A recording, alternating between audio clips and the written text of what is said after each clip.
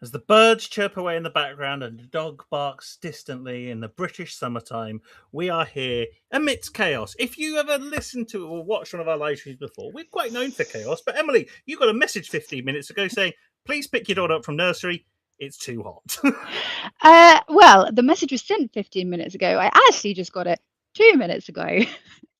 And so we are scrambling around. Luckily, my wonderful husband has agreed to go pick her up, but he has also just pointed out to me that he is in the middle of production release. He's a software engineer, and so it's just all chaos here. And so as a result, we will be cutting this live stream slightly shorter than normal. Apologies, but apparently the country shuts down in the heat. What a world we live in. And so with that, let's do away with the niceties of the Freeformers Unplugged live stream. You know the drill by now. Is one of us sets a topic, the other asks 5, possibly 3 questions today on that topic, and we go from there. So Emily has chosen the topic this week, and the topic is the dark side of workplace transparency. I'm always up for getting a Star Wars reference into anything that we do. The dark side of workplace transparency is usually presented as an unquestionable good, but there are situations where being selective with information is more human-centered. So, Emily, first of all, why have you chosen this as a topic? Number one, you wrote the title once I gave you the topic, so the Star Wars reference is all yours, just in case anyone was getting excited that I might have made a Star Wars reference. That has not happened. Why did I choose this topic? My background, I worked, you all know, I talk about this all the time, I worked for an amazing company called the Open Data Institute. The name, the clue is in the name, right? Open data. Let's be more transparent. Let's be more open. Let's share. Let's reduce these silos, all of those kind of things. And I think because it was very much my formative years, I worked there from when I was 24. So very formative career years, 24 to 27, 28, 27 it must have been. I was quite naive, quite young, quite idealistic, and being like, yeah, this is great. We should all be open. This is brilliant. And then I think that you grow up a little bit, don't you, sometimes, and you become a little bit more jaded, perhaps, and you understand that actually, there are situations that you don't necessarily understand lots about. And whilst I really do believe that being transparent is very important, I think being human is even more important. And so considering the impact of anything you're saying, really thinking about it, timing it well, good communication is something that we are often so lacking. I've just done a big discovery piece of work with a client who's a very good client, and they don't have problems with transparency, but they do have problems with communication. And people constantly say, look, I just get emails, they're just half the information comes at once and then the rest of it comes another time. I don't know how to prioritize. And so I think transparency, and a subset of it is communication, being more human centered and intentional with what you choose to do, is something that I really do care about. And I have seen the downsides when companies aren't transparent, but then especially at the ODI and a few other places, I've seen the flip side when you are perhaps too transparent but not so intentional, and the impact that has on employees and people. So I think what you've inadvertently done there is you've answered my first question, which is, what do you think we miss when we treat it as like a rule or a principle rather than a judgment call to be transparent? What are kind of what should we be doing if we're gonna if the status quo is like, we're going to be transparent, we're going to tell you absolutely everything, is one end of the spectrum. The other end of the spectrum is, we're going to be super selective and tell you what we think we need to tell you. Where do you sit on that spectrum then, or is it a judgment call depending on what the information is? Well, yes. I think you need to kind of have an overarching principle or a culture that everybody kind of knows. So, roughly, how transparent are we? Like, what kind of things do we share automatically? What kind of things need more thought and consideration? And what kind of things should we absolutely not share? So, the ODI, for example, has bear with me here, there is a point, has a data classification, because we talk about sharing data a lot. And so, there are types of data that you should never share and that are personal, in fact, only to you. Things like your PIN number are personal only to you, and you never share them with anybody, right? Um, And then the next stage is like, so we think about who has access to that data. It's a type of shared data, but maybe we have it as a very specific group of people, named base only. So only you and your manager have access to this, and maybe somebody else might need it for a specific reason, but it doesn't go any wider than that. They don't share it with the other HR managers, for example. Then we have role-based access. All HR managers have access to this type of data. And then we have public access, data that's available to anybody. And then we have like open data, which has a difference in that is license. So I don't think that's really relevant to transparency and communication. But I think it's useful to think of your communication on a similar sort of framework, right? I mean, not just you, that's just your thoughts. That's easy. We don't have to put that on the spectrum. But like, what's secret? I haven't really thought. I don't have a proper nice classification level. But what is name-based access only? So what is need to know based on a few specific individuals? What is need to know based on role? And then what then can we share within the wider organization? And then what can we share publicly and externally? And all of these things are different. And I think if organizations have a nice communication or a nice transparency kind of idea of, is this a this category, this category, this category, or this category, that is a good starting point, I think. From there, it's being intentional, like I said at the top, right? It's being, do we want to tell people about this? What is the potential outcome going to be on people if we say this? I feel like I've talked a lot of theory and like vaguity so far. So let's give it some concrete examples. I mean, pay is a massive one, right? We don't talk about pay in the UK. In the US, I looked it up. It's something like 30% of people have a "you must not talk about pay or you risk being fired" clause in their contract. And then you have on like the other end, you have like Norway, which publishes everybody's salary, or something they used to publish everybody's salary available on the internet, but you have to anyone can access it, but if you access it, they get an email saying so and so's looked at your salary. So I think that's kind of to stop people just going and looking at kind of a little bit of shame, which is quite a nice system, I think. Um, when I worked at the ODI, we were like, me and a guy called Jamie, we started as interns, then we were both junior levels, and we had another friend as well who was also a guy, and we quickly noticed that they were both paid more than me, even though we were all at the same time. And we were like, well, this isn't fair, is it? And we were thinking, should we go and actually crowdsource everybody's salaries? Look, you're the Open Data Institute. You're all about being open. We're not going to force anybody to do it. You know, it's entirely optional. They can put their own data out. We were like, well, why don't we do that? And we talked about it. And then we were like, let's just run it by somebody who's got some sensible things. So we spoke to a guy who wasn't leadership, but he was very like didn't have any like leadership or management, but was very like a wise old man, basically. An amazing person who I'd love to have as a mentor again. And he was like, well, you could do it, and there's nothing stopping you doing it, but think about the outcomes of what you do. And so we did, and we thought, and we were like, wow, my driving force was, I want to be paid more because I want to be paid the same as the boys. But then it was like, actually, the banding is a hot mess. We know all pay is like an absolute mess, and by forcing it into the outright, that becomes a problem that they have to deal with, that they're not ready to deal with at this point. And the potential issue of that is going to have quite big ramifications, because it's going to affect motivation, it's going to affect like that perceived fairness, trust is going to be damaged as well. And in the end, we were actually quite grown up. I'm quite proud.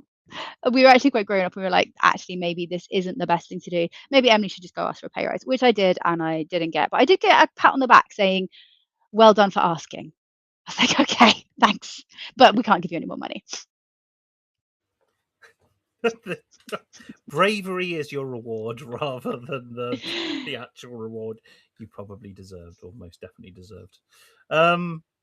Interesting. So it's quite interesting. The thing I reflect on in what you're saying is that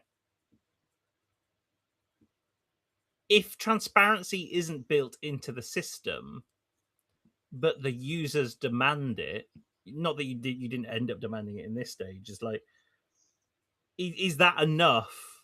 Is the user demand or the employee demand for the transparency enough of a reason for you to do that transparency? If that makes sense.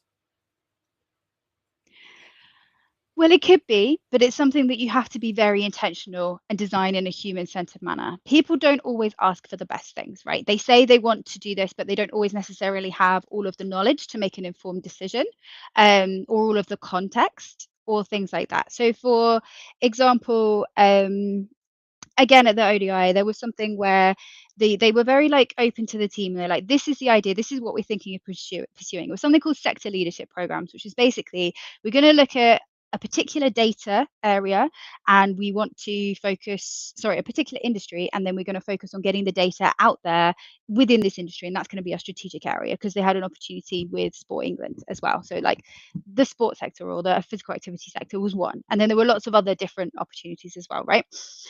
And the team absolutely hated it. We were like, what the heck? Sector leadership program, what does that even mean? Absolutely nothing. We mistook our role from being informed to being consulted. And so people, so what I'm trying to say with that, and let me tell you, the impact of that was they kind of they put it on hold for a few months, and then they just went ahead and did it anyway. And we were just like, well, why did we even ask for our opinion?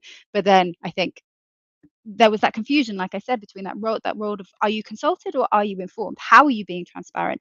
And actually just saying, presenting it as this is a given strategy would have been better, because they didn't give the team the need to feel like they had to have a voice. And so I think that the team wants to have a voice, but that's not always necessarily the most efficient way to do something. Decisions by committee, for example, they never are efficient. And so there is a point where you have to say, no, this is a decision that is being made at leadership, and you're not having any input into it. You don't get to see it until it's made. And I absolutely think there is a case for things like that. And that's why I say you have to really think about the outcomes. And it does depend on cultures, obviously, but that was a very open culture. And that was one of the examples of things that happened as a result of that open culture. Interesting. So I'm gonna do question 2 and 3 at the same time, because they sit at two very different examples. So does it I was going to ask you for examples of what good transparency looks like when the company is performing well, but then also on the flip side, what does transparency differ when a company isn't performing well? So when we talk about like these different layers of transparency and all that kind of stuff, do you think it changes when a company's performing well and when it isn't performing well? And that's question 2 and 3, I guess. Yeah, I absolutely think it can do, which is the downside. Like, I don't get me wrong, I think transparency is really important, and I'll give you an example of poor transparency as well in a minute, or if you ask me for it. But the again, the ODI, they used to make their P&L, profit and loss sheet, available to everybody. Anybody in the company could look at it, and our finance person took us through it every month in our team meeting. And most people thought it was the most boring thing ever, but I thought it was amazing. There would be no surprises there. I thought it was just great that they were telling us this. It was really cool. Um, they did it. They kept telling us. So we had an idea. We knew how the business was doing. So when any redundancies came, actually, the redundancies themselves were a bit of a surprise, but we knew the business wasn't doing so well. And so actually, they didn't change how they talked about things. I think because I was quite young and immature, I wasn't such of an impact on me. I think other people, it made them kind of more aware, and like perhaps they knew what was coming, and in a few cases probably started looking for work earlier, which is always a risk, right? I had a role, I was just an intern. Everywhere I worked, I feel like I've learned so much about how you could do things and how not to do things as well. But I do love the ODI, by the way. Just want to make that really clear. But yeah, so I was an intern for a summer, and on my third week, the boss came back from the States where he'd been, this is in London, and he said, we've done really badly, so we're going to need to make 30% of you redundant. We'll let you know who it is by the end of the week. And so that was transparency, right? But that wasn't considered. And that was, again, led to so many people leaving. But unfortunately, it was all the good people that left, right? Because all the good people were like, well, I'm going to lose my job, so I'm going to apply for a new job. And so they did. And so that summer was just literally every week a leaving party. It was quite a good internship in that regard, I suppose. But do companies do find themselves being less open and less transparent when the timing is tough? Because it's harder, because you don't know what's happening.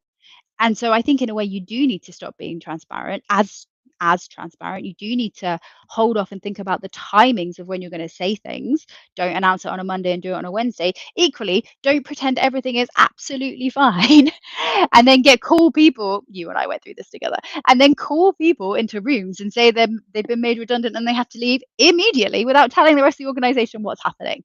Because you're pretty soon noticing that half the organization has disappeared. So don't do that as well. Does that answer your question? I think it does. I think a lot of this is you have to exercise judgment, but you have to exercise that judgment, as you say, in a human centered way, because a lot of the information is given. we talk about this a lot in learning, right? A lot of learning is given to people or done to people inside organizations because it benefits the organization. And so Yes. therefore you have the same with transparency. Most of that transparency is done for the benefit of the organization rather than thinking how it might benefit the individual. Now, of course, if it benefits the individual, they may perform better, be more motivated, and all that kind of stuff. So it's not a selfish act on either part, but it is that mutually beneficial relationship that you have to think about, right? You can't think about it as just a one way flow of communication. It's what am I saying at what time and how will that be received across the multiple different types of people that sit within the organization. And I'm not saying it's easy. Mm-mm. That everything I've just said is actually quite difficult, but almost it's your organizational imperative that if you are charged with leading, that's part of leadership. But also, if you are in charge of the people function within an organization, that's also just part of it. Now, that is kind of how you have to be operating in this world, I believe, rather than shirking that responsibility and kind of maintain the status quo of how we've done kind of communications and engagement previously. I want to give you another example that really ties to what you just said. I've written that down as a point. Transparency to make the business feel better, to make the organizational feel better. It's kind of like paying lip service really to transparency. There's a friend of mine works for quite a big-ish organization. I think they're about 800 people. They've had performance reviews on hold for 18 months and they said, okay, we're doing performance reviews because we've just done a pay banding and we want to make sure everybody's at the right level, blah blah blah. We're really transparent about this, but we're not going to tell you what any of the pay bandings are because shit, we suddenly realized that if we do that, you'll all see that none of you are actually in the right band and everything is a mess. So we're being transparent, but we're not. And now we're going to do performance reviews, and these are really important, and you really need to dedicate a lot. So my friend spent quite a long time working on performance reviews for her and her team. Because you have to do your own, you have to do like as a manager, you have to do them for your team as well. Spent like absolutely ages doing these, trying to make them really good because like none of their teams had a pay rise in 18 months, right? So they were trying to support their team through that. And then they've done them all, and then they've just been told that every single person has the same performance rating. Every single person is average because they have a scale of 1 to 4. 1 is, you need performance managing. 2 is average, meeting expectations or whatever. 3 is exceeding expectations. 4 is you're a superstar, you're amazing. Every single person has been given a 2. And there has been no communication about why that is. There's been some managers, so it's been left to the managers to make up their mind. And some managers, my friend was telling me, have gone down the route of saying, I really wanted to give you a 3. I've been told I have to give you a 2, which I think is probably the truth. She thinks it's the truth. But other people have been like, oh, well, I meant to put you down as a 3, but I accidentally put you down as a 2. And they said, I can't change it, which I've also heard, which is just like, that's ridiculous. That's trying to make you feel better. That's not trying to thinking about things in a human-centered way. And all these people have put their heart and souls into their performance reviews to try and demonstrate how good they are. And there are a lot of good people. Of course there are. Of course there are going to be some not so great people as well, always. It's just ended up with everybody being hacked off, being like, why do I even bother? And trust is eroded even further. So I think that's a very crucial point that, yeah, why are you being transparent? Why are you telling people things? Why are you communicating what you're communicating? I think we could do a whole episode just on performance reviews. Something we've done a lot of work with one of our clients recently about how do you have those conversations and what is the system of those performance reviews as well? Because what that shows me, whilst inherently that process and system is broken because you are performing, you're doing performative stuff, which isn't helping anybody in any situation there really. Well, I think the But reason for the 2s, by the way, is just because they don't want to pay anybody yeah, anymore. but then that's They're the just, system. why The system do any of it? exactly. It doesn't make sense to do it then if that's the way you're doing it because you're setting everybody up for a fail. Managers are going to fail in the conversations. Employees are going to fail because they feel let down. Like nobody wins in that situation. So if you're going to do that, then don't do it at all. Um, so I think we may have touched slightly on this, but the thing I reflect on is when we first met in an organization, um, redundancy felt very sudden. There was no indication across the organization realistically that it was ever going to happen. And we all just came in for a town hall on a Wednesday morning thinking, oh, cool, this will be the latest update on the big client program, which the one, I think they'd lost 500,000 of funding or something on that program, which led to us getting the chop. Not us getting Rapidly the chop, downsizing. rapidly downsizing. So in that situation, leaders will have had warning signs for months ahead of time that this was a likely outcome. When are you transparent about these things? Because you've just highlighted a situation where it was like you told people 3 months ago, and therefore everyone down tools for 3 months. So yeah, how transparency are you going to be towards downsizing? Yeah, it's a really interesting one, isn't it? And I think there is no right answer, which is kind of ducking the question a little bit, sorry.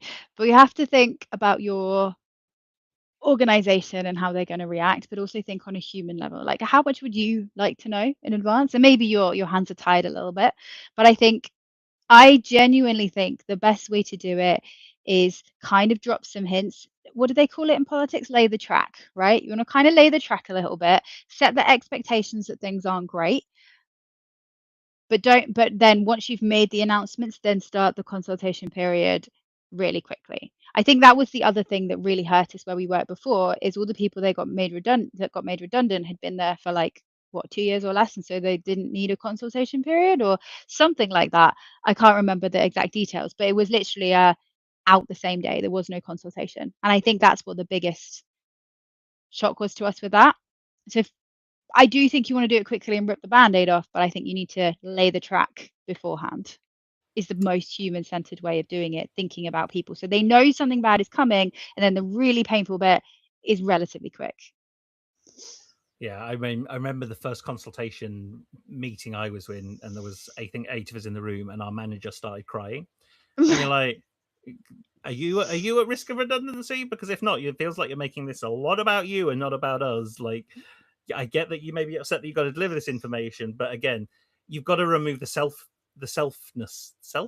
self from the equation, right? In this situation, because it is the person receiving that information is having a way worse day than the person giving it, usually, unless that other person knows they're going to be made redundant. So, yeah, a difficult one, but I think more often than not, companies tend to f it up, like because they just do. Because well, you it's what we always talk about with HR. You defer to the policy and the process that's laid before you to do that thing, rather than it being human centered.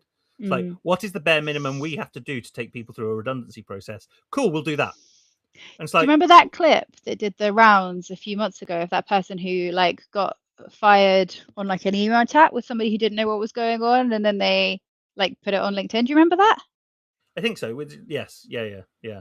I'm trying to remember all of the details because I feel like that's really relevant. It was so unhuman, so lack of anything. So just, it wasn't her manager, it was some random HR person. It wasn't personalized. It was just basically saying, you don't matter. And I think that's the thing with transparency. People matter, people are important. Your business, your organization will not work without other people.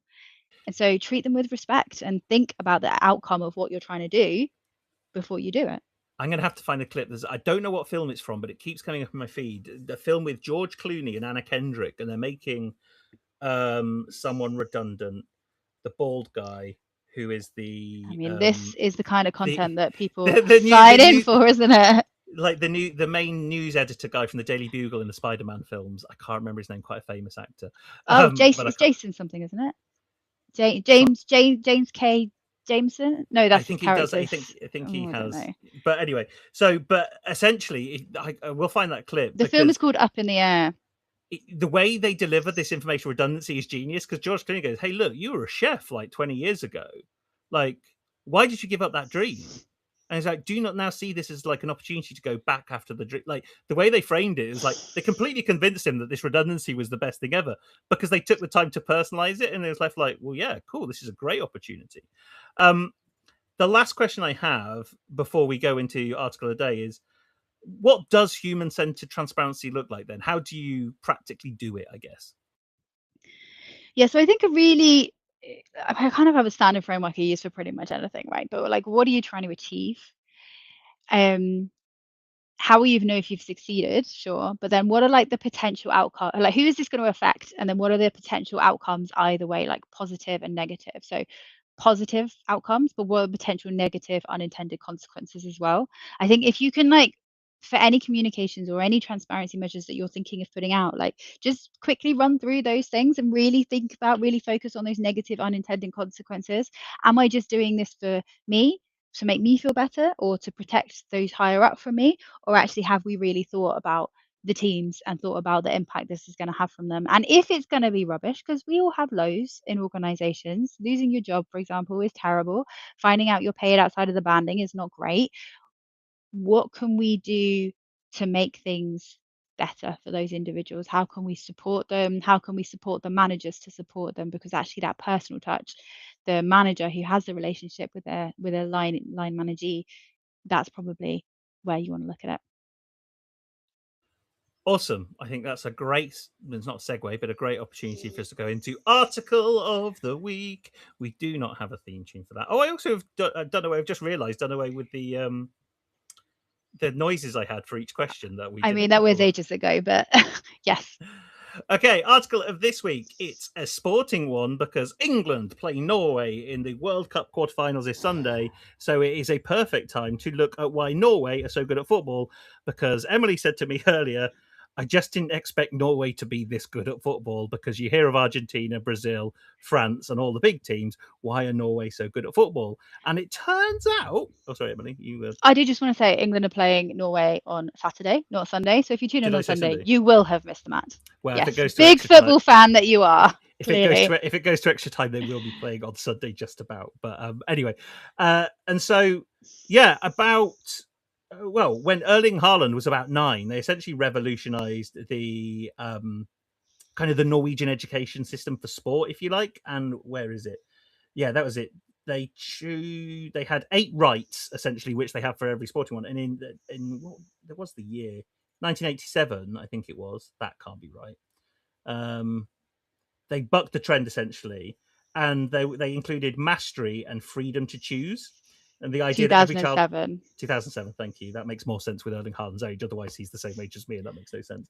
The idea that every child has a right to try multiple sports rather than being folded into a single discipline before they're old enough to have it chosen for themselves.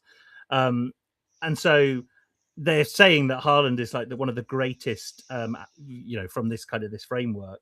And up until the age of, I think, 13, sport isn't competitive. It's about joy and participation. So there are no league tables, no trophies. No one's funneled into a system where it's like, okay, we're going to take the talent, the most talented, and funnel them through something. So it's a much more a nicer system, and they compare it with the Brazil system, right? That Neymar and Vinicius Junior, for example, prioritizes prodigies, and nicest possible way. Brazil ain't in the World Cup anymore. But also, Neymar, isn't he the one? Is he the one that bit someone? No, that's Luis Suarez from Uruguay. Oh, okay, not him. But Neymar is the one who also rolls around on the floor and has like a big thing for rolling around on the floor, yeah?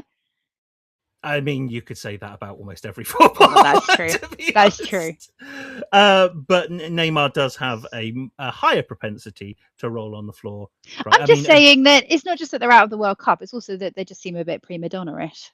Well, and I think this is it, right? That if you look at Greece when they won the European Championships in football, like Greece really had no right to win the European Championships. But why did they win it? Because it was a team. It is a team game. And so I think that what it appears like the Norway system has done is prioritize like the human connection with the sport and the love for the sport rather than how do we create loads of Neymars, load of Maradonas, all of these exceptional talents, Lionel Messi being one of them, right? But realistically, having one of the best players on your team in the world surrounded by some other players. Portugal's a good example. Cristiano Ronaldo. Mm-hmm. Never won the World Cup. 44 and still playing. It's insane. I know. But is not surrounded by the right team. And I think that's what I love about the Norway system. That seems to the fruits of their labour trying something vastly different, which Norway, I mean, you mentioned Norway about salaries, right? Earlier in the live yeah, stream. that's true. That's true.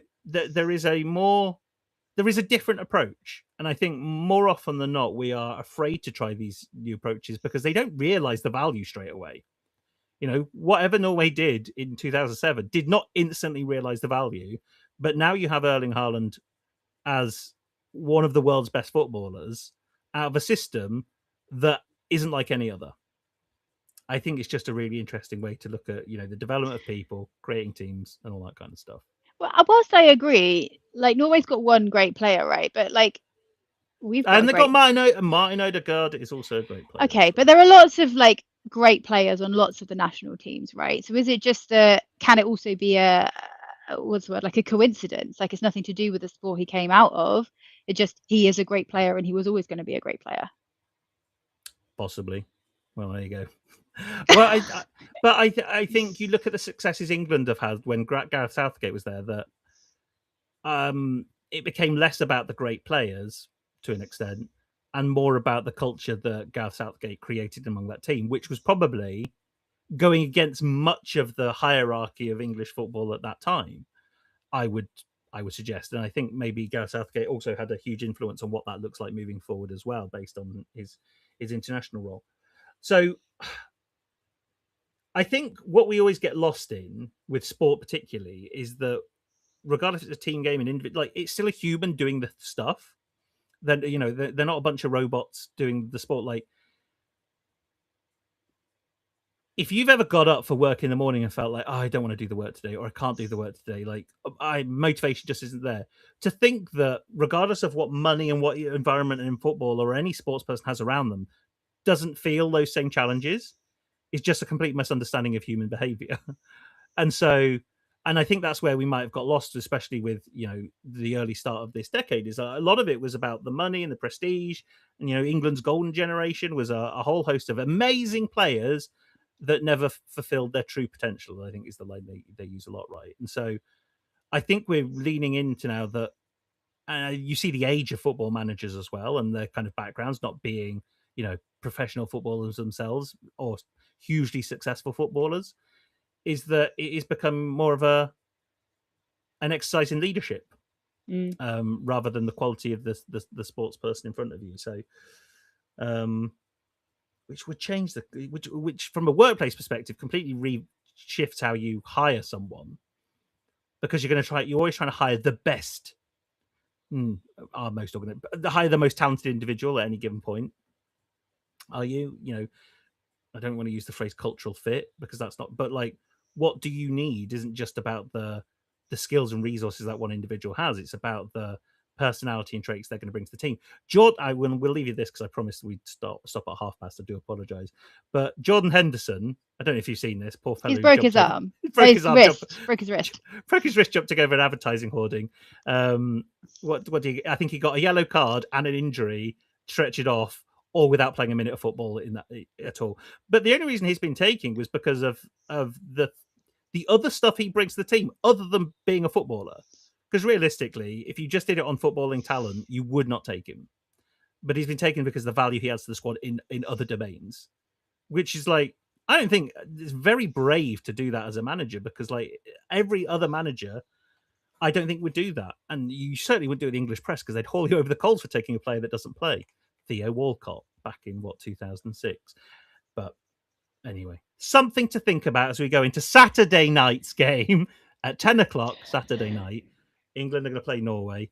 We promise that we'll have a different thing then. And you've now got a daughter arriving back from nursery. Yeah, I think so. I was like, where is she? He's coming back. Hopefully she's got some clothes on.